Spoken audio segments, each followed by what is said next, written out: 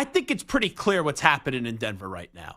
Because Sean Payton is considered to be a great coach, and he's been the complete antithesis of that ever since going to the Denver Broncos. And he's doing things that, quite frankly, doesn't make sense. He's throwing his quarterback under the bus publicly. He is trading away or cutting players that have done some pretty significant things before in this league. At least they have a reputation of being good players.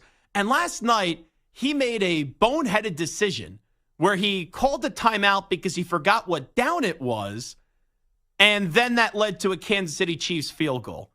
And I'm watching the game last night, and I start to think about the Broncos having their first-round pick this year, and I'm saying to myself, looks like Sean's tanking. Looks like he is tanking to go get Caleb Williams. And if that's the case, and I know that's a really slippery slope to play, I think it's the right decision. Because you have to know, if you're a Broncos fan, that Russell Wilson isn't the guy. He's not what he used to be. So now moving forward, you have all these draft picks that you traded away. And then you also went on out and gave Russell Wilson a lucrative extension. It's one thing to make those moves, and it's another thing to keep on doubling down with that incompetence. And Russell Wilson is just not a great quarterback anymore. And then there's this hope, and there's this dream, and there's this thought that Caleb Williams is not only going to be a great player for years to come, but he's going to be a generational player, where you are having him compared to Patrick Mahomes. And when I asked him about that at the Heisman Trophy last year, he was like, there's nothing that Patrick Mahomes does on the field that I see that I can't do. So he's embracing the confidence, and he's embracing the hype train that is stemming from all the analysis that we've done over the last year and a half when it comes to Caleb Williams. And the Denver Broncos should absolutely try to go get the number 1 overall pick. And I usually say that players don't tank, coaches don't tank. It's organizations that tank with ownership and general managers. But we all know Sean right now is the most important person in that organization. And when I do the math and I see this guy that is such a pride and such a proud and a good coach, and historically has been such a good coach, it makes me scratch my head over and over again when I look at the results on the field. And I didn't think much of the Broncos before this year, but they're not even like competitive. And their offense, which doesn't have a lot of talent, it's moving at a snail's pace, and it just looks terrible. So if this is the grand plan by Sean Payton, where you got to take it on the chin for a year, you got to get dragged nationally, you got to do things that doesn't really make sense to the common football fan, I don't believe this is the wrong strategy. And I actually think this is the right strategy. Because you have a lot of teams now that are going to realize we're not moving in the right direction. So how do you expedite that process? You got to get the right quarterback. Like, look at the Cincinnati Bengals. The Bengals forever under Marvin Lewis were stuck on just being a playoff team, and then each and every year, death taxes, wild card weekend, the Cincinnati Bengals would lose on wild card weekend. Then you bring in new coaches, and those coaches didn't have the best talent in the world in a Zach Taylor, and it was ugly from the start. But then you drafted your savior in Joe Burrow, who was a Heisman Trophy winner, who was undefeated as a quarterback in his final season at LSU, orchestrated one of the best offenses and one of the best seasons that we've ever seen from a quarterback in the history of college football, and catapulted himself from pretty much an unknown, even though he was Mr. Ohio at one point and was at Ohio State. But from an unknown in his first year at LSU to then in year number 2, he shoots right up the draft board all the way up to the number 1 spot, and then changed the direction of the Cincinnati Bengals, where when he's finally playing and he wasn't injured, Super Bowl, loss to the LA Rams, and then the next year goes to an AFC title game. So that's what the Broncos need to do now, where, yes, you have to figure out how you get better at wide receiver. You know, who's going to excel moving forward on the defense, because the defense has done a 180 And it went from being a really good defense to a horrible defense. And I'm going to assume at the end of this year, Vance Joseph is going to be sent packing and they'll bring in a new defensive coordinator. Maybe Rex Ryan, who wanted this job, didn't get the job, and is still complaining on ESPN about not getting the job when he looks at the way that this defense is performing. But it all circles back when you go through the math and you look at this team and you view the bad performance right now. Their intention has to be to try to go get this number one overall pick. And you're going to have a lot of teams that right now are stuck in knowing that they're a bad team. And it's weird in the NFL because you can't say you're tanking. No teams are going to admit you're tanking. But you don't want to be, for example, a team like the Jets that we thought a few years ago were all going to get Trevor Lawrence. Then they win a game late in the year, and the next thing you know, the Jacksonville Jaguars gets Trevor Lawrence, and that changes the direction of their franchise as well. So you're going to have a bunch of teams, because it's not as just if you know a quarterback's going one. Because some years quarterbacks go one, and we go, oh, he may become a great player. Like Bryce Young last year. We looked at Bryce Young. Some people were concerned about his size or lack of it.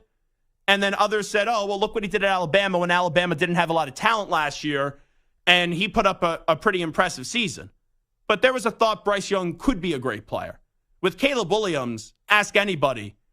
It's not just, oh, he's a great player. He's a generational player. He's a changing of a franchise type of player, which what you want when you're picking number one overall. And people could say, oh, he's the next Mahomes, or he'll do to a franchise what Andrew Luck did early on to the Indianapolis Colts, or Peyton Manning did to the Indianapolis Colts as well.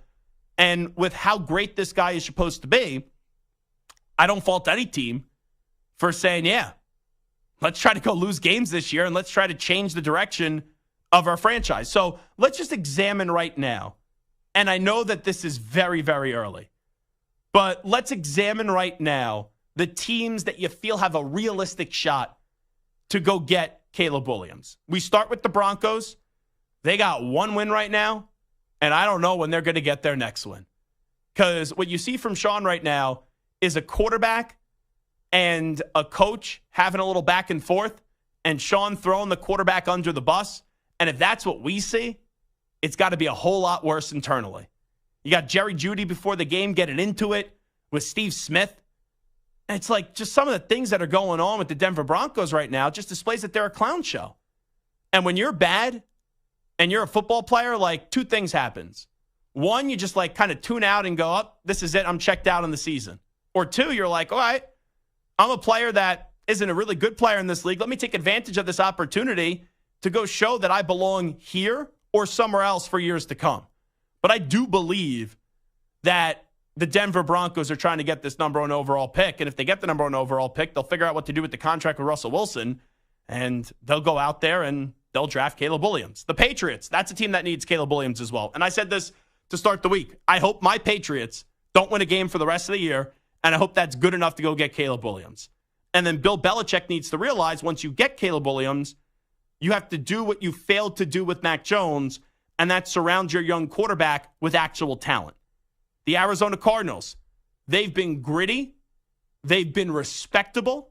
But with that being said, they only have one win still. So they're in the market with their own pick. And then they also have the Houston Texans pick, which I don't think is going to be the number one overall pick because the Texans are off to a good start for them at 2-3. But that is ammunition where if, let's just say, a team that doesn't need a quarterback ends up getting the number one pick, maybe you could find a way to orchestrate a trade having two picks that we perceive to be at least two top 10, two top 15 picks for the Arizona Cardinals this year. The Chicago Bears. The Bears right now have to be genuflecting that they traded from 1 down to 8 with the Carolina Panthers. Because Bryce Young, I think, is getting ruined by the Carolina Panthers right now.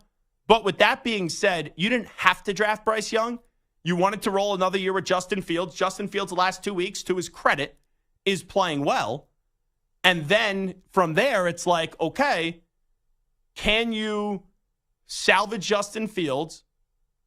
But if you play poorly yourself, you could get the number one overall pick, or you have the insurance of the Panthers, who are by far and away the worst team in the league right now, and they don't even have a win through the first 5 weeks of the season. And the Carolina Panthers, if they're continue to be really bad, which I don't see any optimism for that team this year, you get the best of both worlds where you could get the number 1 overall pick from the Panthers, then maybe be a few spots better than what you thought if the Bears play well.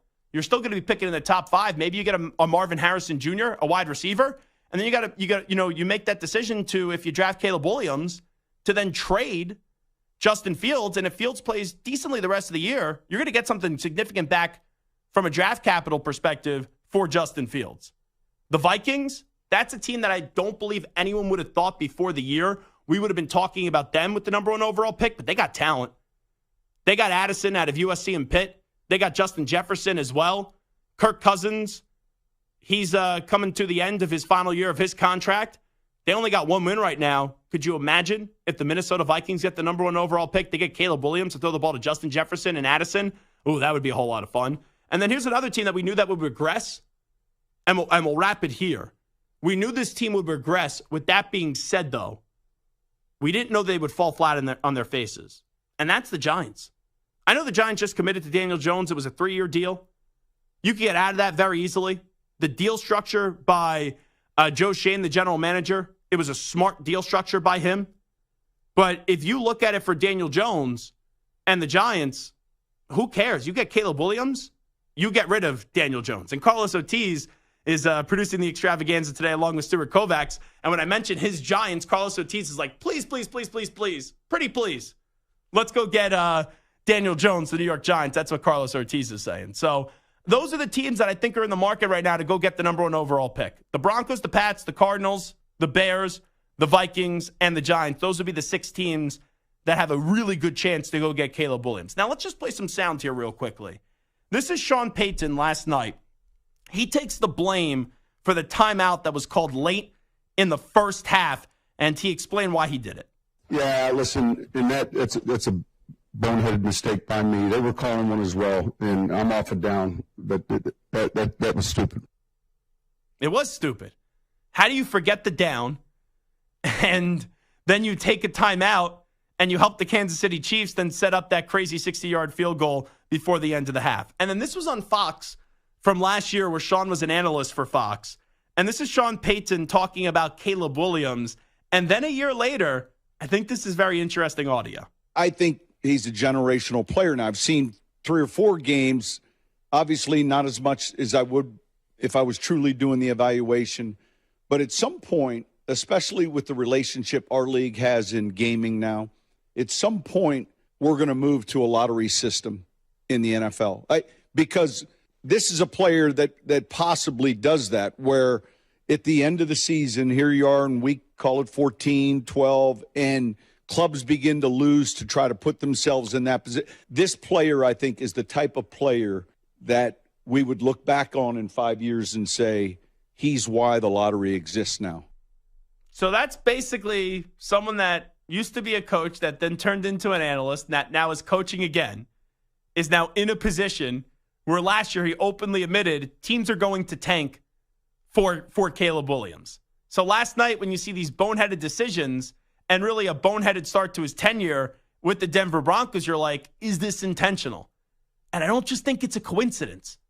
Like, I look at what Sean's doing right now, and I think this is a strategic decision by him to be as bad as possible this year, ruin that relationship with Russell Wilson, get rid of some really talented players, and give himself the best chance possible to get that number 1 overall pick so he could find his next Drew Brees, hopefully his next Hall of Fame quarterback. And people are saying that Caleb Williams is a generational player because you either have a quarterback in this league or you don't. And moving forward, I don't think Russell Wilson is going to be a successful quarterback for the rest of Sean's tenure. So he's looking at this and he's saying, I got to go get the one that everyone's going for right now in Caleb Williams. And if that's intentional, and if that's tanking the way that I think it is, I know we could all say, oh, you shouldn't do that, the integrity of the game. But it's actually smart by Sean, because then no one's complaining in Denver if you get Caleb Williams and you're a contender for years to come.